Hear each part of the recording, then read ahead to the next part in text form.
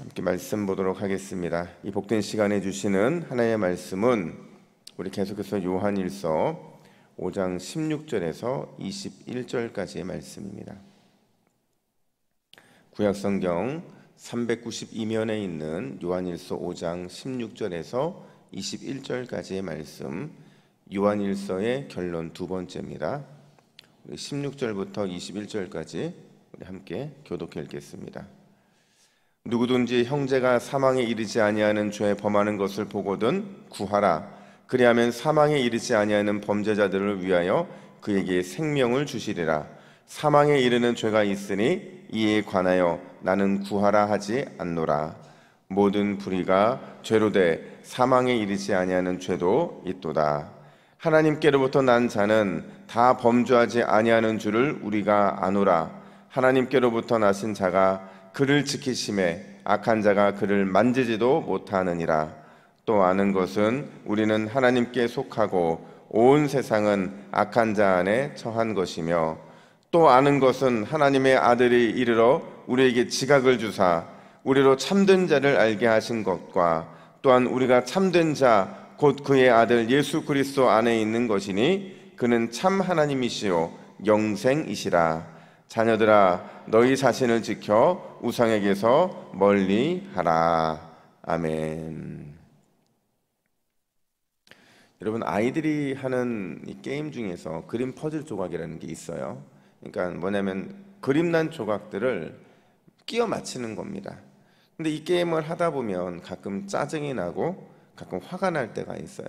그게 언제냐면 뭐 조각이 안 맞아서 그런 게 아니라 이거 하나만 맞추면 되는데 그 마지막 퍼즐 조각 하나가 없어진 거예요. 그러니까 이게 없어졌으니까 찾기 위해서 책상 밑도 뒤져보고 또 다른 퍼즐들이 섞여있는지 확인도 해보고 아무리 찾아도 그 조각이 없는 거예요. 그러니까 마지막 퍼즐 조각이 사라져서 이거 하나만 완성시키면 모든 퍼즐이 완성되는데 그 한 조각이 없어서 오랜 시간의 수고가 모두 허사가 되는 것처럼 그렇게 느낄 때 가장 짜증이 나고 또 화가 난다는 겁니다. 근데 찾으면 또 문제가 안 되는데 결국 못 찾기 때문에 그게 굉장히 마음을 힘들게 하죠. 여러분, 신앙생활을 그림 퍼즐 조각에 비유한다면 반드시 완성시켜야 하는 퍼즐 조각들이 있어요. 이 퍼즐 조각들만 있으면 우리가 어마어마한 핍박을 받고 또 엄청난 공고한 그런 날들이 계속된다 할지라도 견딜 수 있어요. 이 퍼즐 조각만 있으면 거짓 교사들과 거짓 선지자들의 회방이 아무리 심해도 우리는 영적으로 깨어있을 수 있다고요. 요한은 요한일서의 마지막 부분에서 바로 이 네 개의 퍼즐 조각을 말해주면서 너희가 얼마나 공고한 삶을 살 것이고 얼마나 많은 영적인 공격을 받을지 나는 안다. 하지만 너희가 이 네 가지 퍼즐 조각만 있으면 너희는 반드시 그 영적인 싸움에서 승리할 수 있다. 이걸 가르쳐주고 있는 거죠. 이미 두 가지는 제가 어제 말씀을 드렸죠. 그 첫 번째가 뭐였어요? 영생이었습니다. 기억나시죠? 영생의 기쁨을 누려야 된다는 거예요. 여러분, 영생을 다른 말로 하면 그냥 우리가 다시 영원히 살아나는 것, 그것도 영생이지만 돌아갈 아버지의 집이 있다는 것, 돌아갈 아버지의 품이 있다는 것, 돌아갈 영원한 안식처에 대한 소망이 있다는 것, 그게 바로 영생이라고 말씀드렸어요. 그 영생의 확신만 있으면, 그 소망만 있으면 세상과 싸우고 견딜 수 있다라는 겁니다. 이게 첫 번째였고, 두 번째는 뭐였는지 기억나세요? 기도 응답의 확신이었어요. 제가 기도를 이렇게 정의해드렸죠. 분명히 내가 기도하지만 그 기도는 내가 아닌 누가 주도하는 것이라고요? 주님이 주도하는 것, 그게 기도라고 제가 말씀을 드렸어요. 그래서 우리가 주님의 뜻대로 기도하기만 한다면 그 기도는 반드시 응답된다. 이 응답됨의 확신과 이 담대함을 갖고 기도로 악한 세상과 맞짱 떠라. 제가 이렇게 말씀을 드렸습니다. 오늘 남은 이 두 가지를 또 살펴보게 될 텐데요. 그 세 번째가 뭐냐? 중보기도라는 겁니다. 중보기도의 힘을 경험하라는 거예요. 우리 16절 말씀을 같이 읽습니다. 시작. 누구든지 형제가 사망에 이르지 아니하는 죄 범하는 것을 보거든 구하라. 그리하면 사망에 이르지 아니하는 범죄자들을 위하여 그에게 생명을 주시리라. 사망에 이르는 죄가 있으니 이에 관하여 나는 구하라 하지 않노라. 아멘. 여러분, 앞선 14절부터 15절에서 이미 기도를 다뤘어요. 구하라는 걸 다뤘다는 거죠. 근데 다시 16절에 구하라는 단어를 사용하고 있다는 거예요. 근데 여러분, 이게요, 똑같은 것 같지만 다른 얘기를 하고 있는 겁니다. 앞선 14절부터 15절에 구하라는 것은 나를 위해 기도하라는 거예요. 너 자신을 위해 기도하라는 거죠. 근데 지금 16절에서는 다른 사람들을 위해 기도하라. 이걸 우리는 한 단어로 중보 기도라고 이렇게 말을 하잖아요. 근데 독특한 거는요, 지금 요한이 두 가지의 상황을 놓고 이런 사람을 향해서는 중보 기도해도 되지만 이런 사람을 향해서는 기도할 필요가 없다, 이렇게 얘기를 해요. 그 나누는 기준이 뭐냐면, 사망에 이르는 죄를 짓는 형제를 위해서는 기도할 필요가 없다. 하지만 사망에 이르지 않는 죄를 짓는 형제를 위해서는 기도해야 된다, 이렇게 말을 해요. 여러분, 사망에 이르는 죄가 뭐예요? 사망에 이르는 죄는 성령 회방죄예요. 끝까지 복음을 받아들이지 않고, 아니 결국에는 그 길에 떠나지 아니하고 예수를 밀어내는 사람, 믿지 않겠다고 끝까지 밀어내는 사람을 위해서는 기도하지 말라는 거죠. 그 당시로 말하자면 이단의 유혹을 받고 적그리스도의 유혹을 받아서 그들에게 완전히 넘어가서 그의 수하의 역할들을 감당하고 있는, 어떻게 보면 이들을 위해서 우리는 기도해야 되죠. 하지만 요한의 입장에서는 그 어려운 환경 속에서 거기까지 마음을 미치지 못하고 있는 거예요. 그러면서 요한은 기도할 필요가 없는 사람을 위해서 기도하는 것, 마치 우리가 장례식에 가서, 이번 장례식 가서 우리가 고인을 위해 기도합니까? 아니잖아요. 장례식의 기도는 우리가 남아있는 유족들을 위해 기도하는 게 바른 기도잖아요. 마찬가지로 영적으로 죽은 사람을 위해서 기도할 필요가 없고, 잠깐 영적으로 무너져서 넘어진 사람들을 위해 기도하면 구하시겠다, 이렇게 말씀하고 계신 거예요. 그러니까 요한의 관심은 믿음의 형제를 위한 중보기도에 있다는 거죠. 그리고 이 중보기도야말로 진정한 요한 1서에서 말하고 있는 형제 사랑의 표징이라는 겁니다. 한 25년 된 것 같아요. 제가 개척교회를 섬기고 있을 때 거의 10년 동안 개척교회와 정말 작은 인원밖에 없는 교회를 섬겼었는데 힘들더라고요, 진짜로. 왜냐하면 그냥 비교 대상이 없으면 상관이 없는데, 학교에 가면 친구들이 있잖아요. 친구들은 어느 교회 사역하고 또 그 교회에서 어떤 이 재정적 후원을 받고 또 어떤 이런 좋은 것들을 받는, 이 다 들리니까 제가 개척교회에 있으면 너무 힘든 거예요. 근데 마음이 너무 공고해서, 물론 그 교회에서도 정말 저 잘해 주셨거든요. 근데 늘 이런 비호 마음이 생기니까 마음이 힘들어서, 내가 이렇게 힘들어하지 말고 기도를 좀 해야겠다. 그래서 내년에 다른 곳으로 옮기더라도 응답받고 옮겨야겠다는 마음으로 제가 교회 가서 기도를 한 적이 있어요. 근데 이제 그 교회는 개척교회다 보니까 늘 기도가 끊어지지 않는 교회였거든요. 그러니까 그날도 어김없이 저 앞쪽에서 기도하는 한 권사님이 계셨어요. 소리만 들으면 누군지 알아요. 근데 그 권사님이 기도를 하시는데, 제가 그 기도가 잘 안 되니까 그 권사님의 기도에 귀를 기울이기 시작한 거예요. 권사님의 기도를 듣고 있는데 권사님의 기도 속에서 갑자기 제 이름이 툭 튀어나온 거예요. 그리고 권사님이 저를 위해서 너무 간절히 축복 기도를 해주고 계신 거예요. 바뀌었죠. 목회자가 물론 전사였지만 제가 권사님을 위해 기도해야 되는데 권사님이 저를 위해 기도하고 있는 소리를 듣게 된 거죠.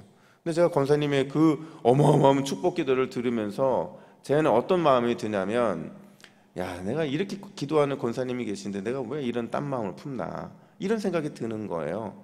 그래서 제가 마지막 결론에서 어떻게 기도하고 나왔냐면, 하나님, 저는 다른 거는 제가 다른 친구들에 비해서 약하게 받는지는 모르겠지만 저는 기도만큼은, 중보기도만큼은 이렇게 정말로 누구보다도 못지않게 저를 위해서 평일날 기도하시는 권사님 있는 걸 보면 저는 누구보다도 그 중보의 기도는 참 큰 힘을 저에게 받고 있다, 그런 마음의 다짐과 감사의 기도를 하게 되더라고요.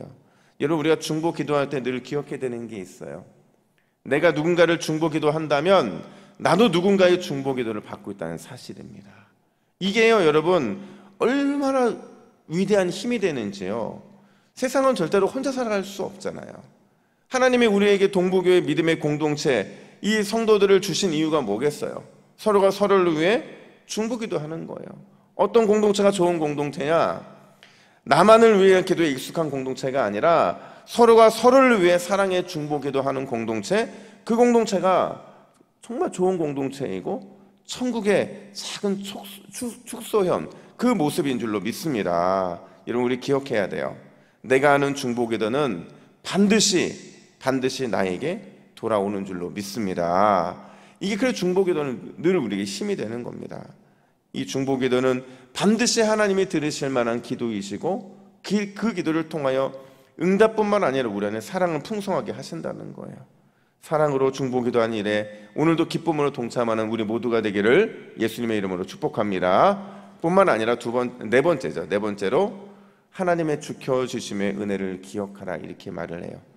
지켜주신다는 거죠. 우리 18절 말씀을 같이 읽습니다. 시작. 하나님께로부터 난 자는 다 범죄하지 아니하는 줄을 우리가 아노라. 하나님께로부터 나신 자가 그를 지키심에 악한 자가 그를 만지지도 못하느니라. 아멘. 방금 읽은 본문에서 비슷하지만 다른 표현이 등장을 해요. 하나님께로부터 난 자라는 것은요, 영생을 얻은 거듭난 성도들을 의미하는 거예요. 반면에 뒤에 이어 나오는 하나님께로부터 난 자는 누구를 가리키냐면 하나님의 아들 예수 그리스도를 가리키는 겁니다. 여러분, 우리 믿음의 성도들이 험한 세상을 살아가면서도, 또 불합리한 세상을 살아가면서도, 고달픈 삶을 살아가면서도 그래도 살만 나는 이유가 뭔지 아세요? 그래도 내가 이렇게 힘들지만 살만 난다, 이렇게 말할 수 있는 이유가 뭐 어디에 있냐면, 이 세상에 남편도 내 편이 아니지만 주님은 내 편이기 때문에 그런 거예요. 그 내 편이 있다는 사실 때문에 항상 내 편이 되어 주셔서 나를 모든 악과 어둠의 이런 권세로부터 지키시고 또 싸워주시고 보호하시는 분이 있기 때문에 우리는 이 험한 세상 살면서도 살만 나는 그 기쁨을 누린다는 거죠. 여러분, 성경에서 가장 위대한 믿음의 사람 한 사람을 뽑으라면 여러분 누구를 뽑으시겠어요?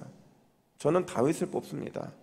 왜 다윗을 뽑냐면요, 다윗은요 숱한 공고한 시간들을 보내면서 억울하고 답답하고 또 심지어 그의 인생에 소망이 있을까라는 이런 깊은 이런 나락에 빠져있는 상황에서도 그가 결코 잊지 않았던 한 가지가 뭐냐면, 세상의 모든 것들이 나를 등져도, 세상의 모든 것들이 나를 외면해도 주님만은 내 편이라는 사실을 그는 알고 있었던 거예요.